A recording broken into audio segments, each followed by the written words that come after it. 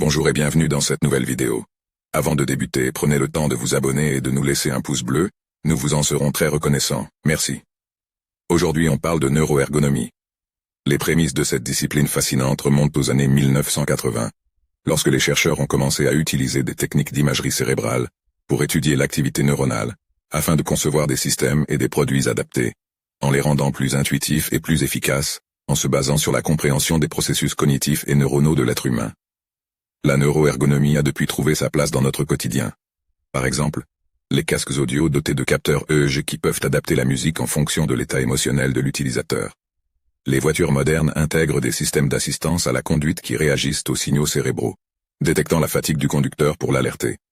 Dans des domaines plus avancés, comme l'aviation, elle est utilisée pour améliorer la formation des pilotes de chasse, en utilisant des simulateurs avec des interfaces cerveau-machine pour accélérer l'apprentissage.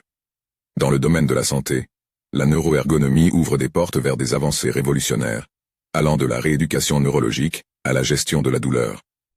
Pour les personnes ayant subi un AVC ou d'autres troubles neurologiques, elle offre des solutions novatrices de rééducation.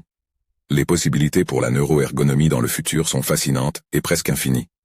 Le célèbre milliardaire Elon Musk travaille en ce sens avec son fameux dispositif Neuralink. Son objectif est entre autres de créer un interface cerveau-machine, afin de contrôler des objets à distance par la pensée, et réduire ainsi ce que l'on nomme la friction, en supprimant par exemple le clavier et la souris de votre ordinateur. Parmi ces objectifs, il imagine avec sa prothèse neurale permettre aux personnes handicapées de contrôler des membres artificiels, avec une précision proche de celle d'un membre naturel.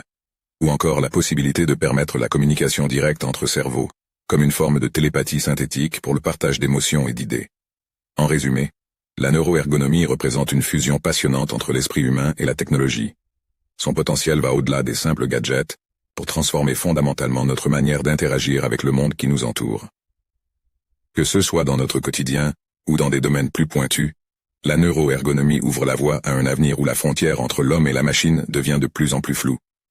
Bien sûr cela appelle à de nombreux questionnements philosophiques. Quelles limites l'être humain se fixera-t-il dans la fusion homme-machine? Conserverons-nous notre humanité? Dites-nous en commentaire comment vous imaginez notre monde dans les années à venir. Merci et à bientôt, sur votre chaîne YouTube favorite.